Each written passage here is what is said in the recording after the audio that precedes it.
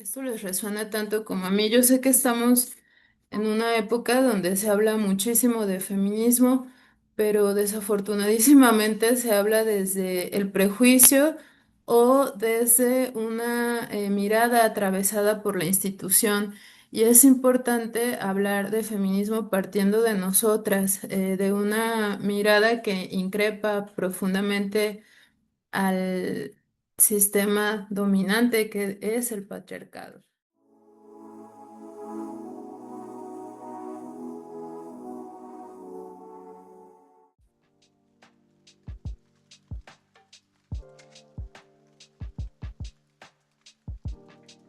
Bueno, hola, hola. Espero escucharme bien. Estoy aquí con unos problemas técnicos, pero a ver si esto funciona. Bueno, pues me gustaría mucho atender a, a su opinión acerca de qué tema les interesa abordar en este espacio. Y bueno, fue el de las palabras del feminismo. Porque justo yo hacía una pequeña encuesta en el Facebook de Tallercitas Feministas, donde pienso que se puede difundir, perdón por ese sonido, es mi criatura perruna comiendo. Les decía, pienso que del Facebook podemos conectar mucho acá, ¿no? Porque ahí es donde hay más seguidoras en las Tallercitas. Y bueno, justo ahí me decían que les gustaría que abordáramos el tema de las palabras del feminismo, ¿no? Entonces, pues les he preparado algo al respecto. Y pues nada, espero que les guste. Eh, Vi en el último video que subí que alguien preguntaba dónde podía conseguir el libro de Nuria Varela de feminismo, pero el que es la versión ilustrada. Realmente solo digo, voy a procurar dejarlo en ese video y en este, pero una abundancia de los materiales del feminismo es que se encuentran muy fácilmente. Entonces, solo hay que poner Varela, feminismo para principiantes, versión ilustrada, y es el primer link que aparece en Google, ¿vale? Pero de todos modos se los dejo por cualquier cosa. Y nada, vamos a comenzar. Gracias por escucharme. Espero que esto les resuene tanto como a mí. Yo sé que estamos en una época donde se habla muchísimo de feminismo, pero desafortunadísimamente se habla desde el prejuicio o desde una mirada atravesada por la institución. Y es importante hablar de feminismo partiendo de nosotras, de una mirada que increpa profundamente al sistema dominante que es el patriarcado.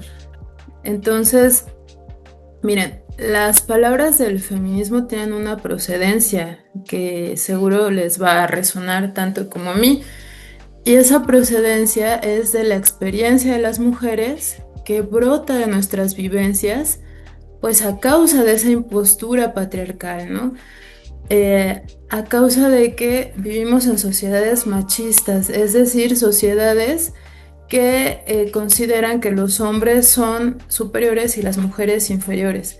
Afortunadísimamente hoy en día pues hay más apertura de pensamiento y mucha gente, afortunadamente, no solo mujeres, mucha gente en general no piensa así y está consciente de que todas las personas somos valiosas y no deberían existir ningún tipo de jerarquías en nuestras relaciones, ¿no?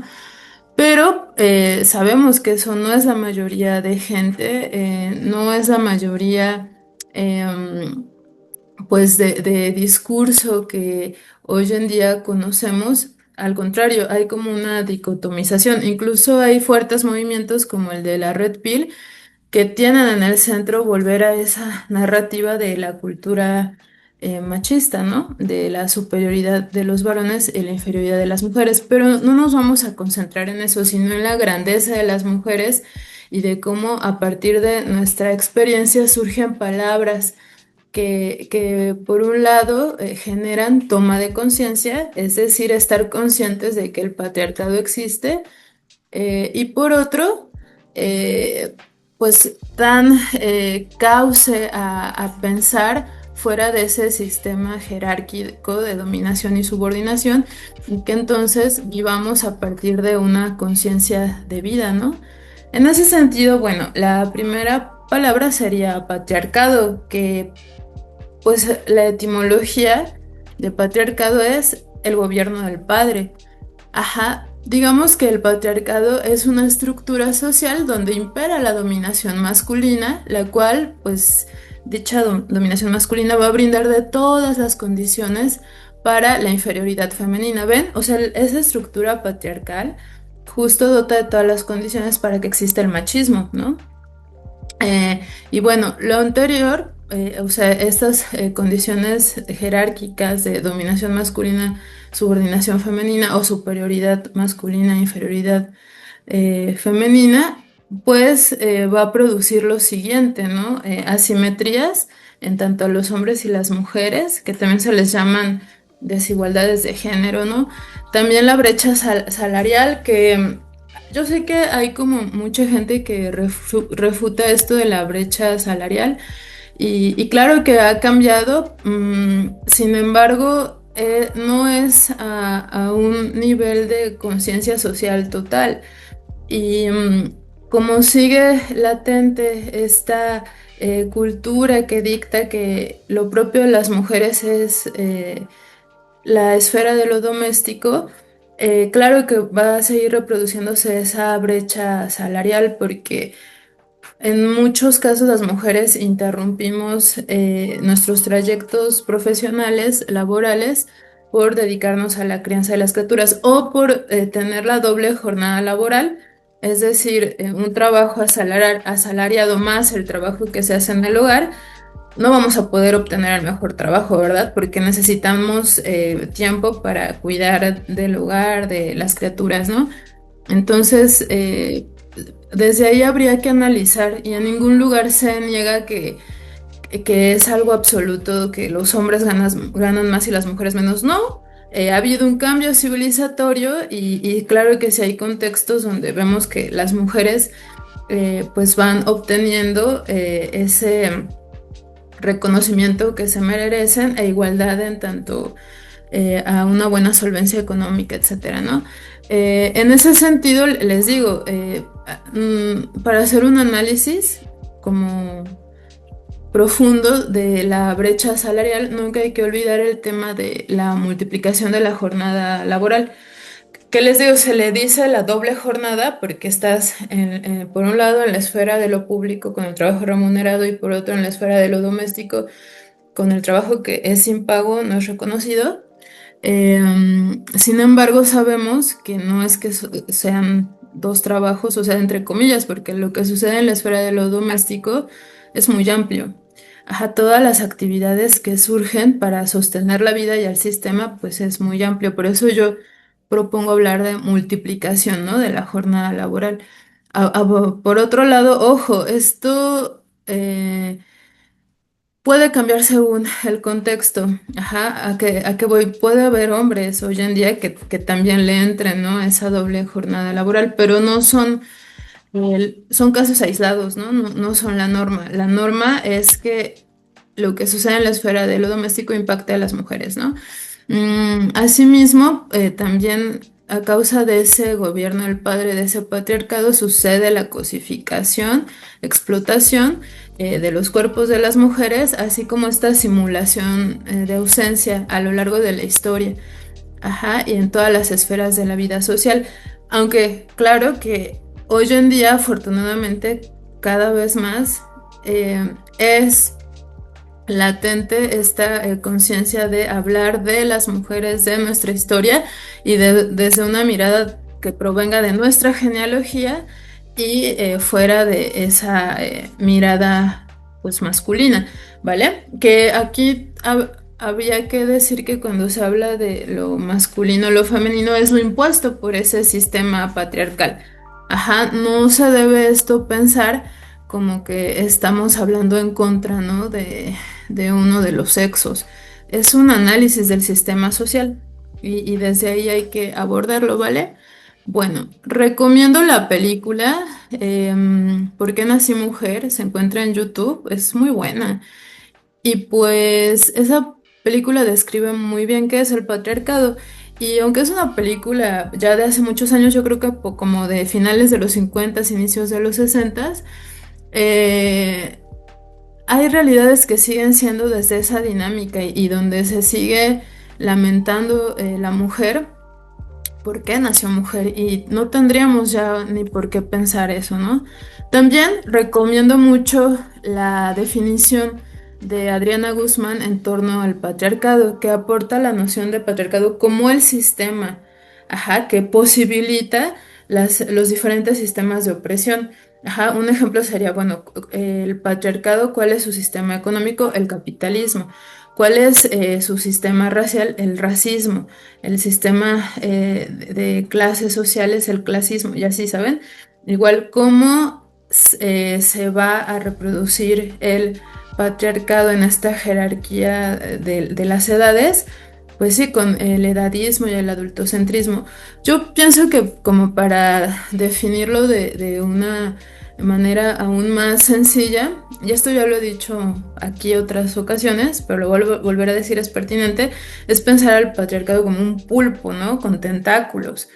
Ajá, pero entonces Adriana dice, el patriarcado es el sistema. Yo digo, sí, el sistema es ese gran pulpo con esos tentáculos en los que se va reproduciendo. Muchas veces es muy invisible, ¿no? Está la discriminación por contextura corporal, que también se le ha llamado gordofobia. Está el capacitismo, ¿no? Que también es esta discriminación a las personas discapacitadas y otros sistemas de opresión que seguro han escuchado, ¿no?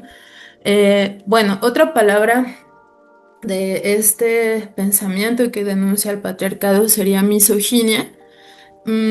Y bueno, la palabra misoginia está formada por miseo de odiar y gine de mujer. La misoginia es la actitud de odio, aversión y desprecio de los hombres a las mujeres. El hombre considera inferior a la mujer, lo que la lleva a degradarla y a pisotearla. Pero eso suele estar tan incrustado en el pensamiento que no se dan cuenta de el odio que conlleva pensar de esa manera. Y es a causa de ese sistema patriarcal que justo normaliza esa relación de poder entre los sexos, ¿vale? Pero por eso la importancia y relevancia de la perspectiva feminista para desnormalizar esos pensamientos de odio, ¿no? Y que no solo se quedan en el pensamiento, o sea, también se llevan a prácticas, ¿no? Y la misoginia es esa práctica de aversión, de repudio, ¿no? Rechazo, y la podemos encontrar, sí, en las palabras, en las actitudes, ¿no? Bueno, asimismo, el objetivo de la misoginia es la deshumanización de la mujer, llevándola tanto a lo más alto, o sea, santificando a la mujer, ¿no? De ejemplo, podemos poner como a la Virgen María, ¿no? Que está en la religión, como a lo más bajo, que sería, eh, por así llamarlo terriblemente, ramera, ¿no?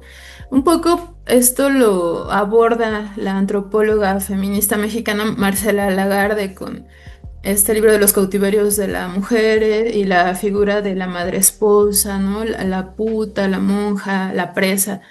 Pero bueno, ahí hay mucha misoginia en esos cautiverios, ¿no?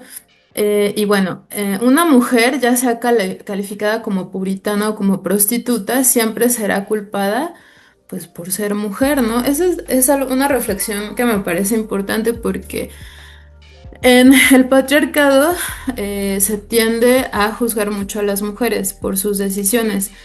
Ajá, se tiende a no respetar y es que pareciera que tomes la decisión que sea, vas a estar mal y no es por tu decisión, sino por el hecho de ser mujer y la expectativa social que hay en torno, ¿no? Entonces, bueno, esa sería otra palabra. Y ya como en términos más amables, y hablando de la potencia, porque ya, pues yo les decía al inicio que Estas palabras provienen de nuestra experiencia, de nuestra vivencia, del encarnar ser mujeres en una sociedad que es machista. También surgen palabras para dinamitar, por así llamarlo, subvertir, disrumpir al patriarcado. Y una de ellas sería la de sororidad, que aquí yo quisiera matizar porque sororidad hoy en día considero es una palabra también muy manoseada. De hecho, yo mañana estoy grabando esto hoy jueves 28 y mañana viernes 29 voy a estar compartiendo una actividad presencial con Inspiring Girls sobre amistad entre mujeres. Y es que hay mucha potencia en las relaciones entre mujeres y la palabra de sororidad da cuenta de ello. Asimismo, sororidad es una palabra fundante de la teoría feminista. Yo acá en el canal tengo otros videos donde les hablo de teoría feminista. Perdón que se mueve la cámara, discúlpenme. Tengo otros videos donde hablo de teoría feminista, porque claro que podemos rastrearla y bueno, esta palabra la emplean mucho las autoras del movimiento de liberación de la mujer. Y desde ahí también hubo una crítica, ¿no?, a la sororidad. Sin embargo, ya como para los 80s, 90s, Marcela Lagarde ofrece una complejización de esa categoría y me parece importante justo para comprender cómo no existe la sororidad selectiva y cómo la sororidad principalmente es un pacto entre mujeres y una estrategia política por el bienestar de todas. Entonces, Marcela Lagarde dice que la sororidad es la dimensión política del feminismo que busca la confluencia y la sintonía entre las mujeres, con el objetivo de que éstas se percaten del derecho que tienen a evolucionar y aprender de las otras y del mundo. Desde esta propuesta nos damos cuenta que más allá de que nos consideremos las mejores amigas, nos caigamos bien, tenemos este pacto de que todas merecemos una vida digna, plena, satisfactoria, ¿no? Que independientemente de que no nos caigamos bien, jamás voy a desear el patriarcado en tu vida. Ajá, y desde ahí me relaciono con las mujeres desde esa ética feminista que es la sororidad, ¿no? Es que aquí le puedo poner color morado, pero ya no, amigas. Bueno, sigamos. Voy a ya a terminar. Hay más palabras. Me voy a quedar con estas por el momento. Voy a terminar con afidamento, que afidamento, fíjense, es muy interesante porque por un lado surge como crítica a la sororidad. Ahorita van a darse cuenta por qué. Pero sin embargo, podemos hacer cruces entre sororidad y afidamento. Y yo creo que el principal cruce, y para entenderlo, es que la sororidad sucede en grupos, en colectivos entre mujeres. Ajá, sucede de forma de comunidad entre mujeres. Y el afidamento surge tú a tú, ¿vale? Entonces, les voy a leer la definición que he encontrado de esta historiadora feminista, bueno, mujer del pensamiento de la diferencia sexual, María Milagros Rivera Garretas. Dice, el afidamento es una relación política privilegiada y vinculante entre dos mujeres que no se definen como iguales, en términos de sororidad, sino como diversas y dispares. O sea, el afidamento reconoce de entrada la diferencia, no da por sentado que somos iguales y desde ahí no romantiza la relación, ¿verdad? Que ese es un riesgo de la sororidad. Bueno, y que hay autoras como Audre Lorde que han hecho crítica de eso. Pero en fin, sigamos con afidamento. El afidamento no consiste en un pacto de amor, ni tampoco de magisterio jerárquico. Aunque pueda darse entre una joven y una vieja, ha sido practicada y pensada como una relación entre adultas. La relación de afidamento se establece para, mediante ella, dar vida al deseo personal de existencia, de intervención en el mundo. A la mujer con quien entro en relación de afidamento le reconozco autoridad femenina, que es otra palabra del feminismo increíble que pues luego la conversamos, yo creo que en algún live que podamos hacer. Espero les haya gustado este videíto que les he preparado sobre las palabras del feminismo. Seguiré haciendo encuestas. Quiero hacer lives cada viernes, pero me es muy difícil porque pues me llegan otras actividades y no lo puedo gestionar, pero yo voy a seguir insistiendo y deseo que podamos tener encuentros en vivo donde ustedes puedan pues a expresar, a arrojar sus dudas e inquietudes. Mientras tanto, déjenmelas acá en la caja de comentarios, voy a estar súper atenta y pues muchísimas gracias por estar acá, queridas. Por atender este video, por escucharme. Agradezco mucho su valiosa atención, su tiempo y pues nos vemos en otro encuentro desde Tallercitas Feministas YouTube. Les mando besitos. Bye.